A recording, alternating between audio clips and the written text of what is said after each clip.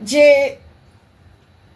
যে প্রত্যাঘাত করা হয়েছিল, সেই প্রত্যাঘাতে যারা নেতৃত্ব দিয়েছিলেন তারা কিন্তু দুজন মহিলা, ভূমিকা সিং এবং সোফিয়া কুরেশি, এবং তাদের বীর বিক্রম সবাই দেখেছে। এই দেশের মানুষ দেখেছে কিভাবে তারা সেনানীদের নেতৃত্ব দিয়েছেন এবং জীবন বিপন্ন করে নিজেদের এই কাজটা তারা করেছেন।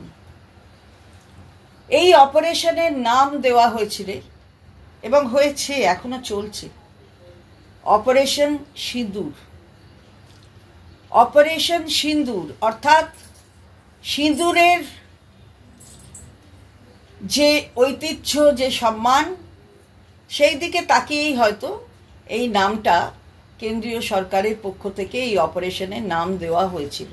এবং আপনারা এটাও দেখেছেন যে এই অপারেশন সিঁদুরের কথা এবং তার সাথে যে সন্ত্রাসবাদের শিকার হয়েছিল দেশ, সে কথা বলতে যে প্রতিনিধি দল কেন্দ্রের থেকে গেছে, তারা বিভিন্ন রাষ্ট্রে ভ্রমণ করছেন এবং সেখানে আমাদের সম্মানীয় সাংসদ, আমাদের দলের সাধারণ সম্পাদক অভিষেক বন্দ্যোপাধ্যায়, তিনিও গেছেন।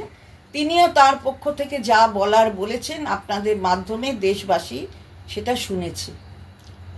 আমরা অদ্ভুতভাবে দেখছি যে একদিকে বলা হচ্ছে অপারেশন সিঁদুর অর্থাৎ সিঁদুরের মর্যাদা।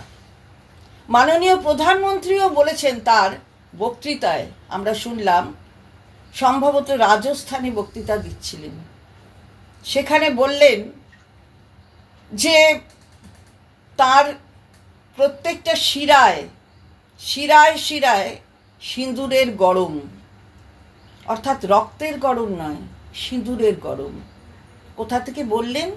রাজস্থান থেকে বললেন। কিন্তু আমরা দেখলাম এবং শুনছি অবাক হয়ে যে তাদের যে নেতৃত্ব, তারা কিভাবে এই সিঁদুর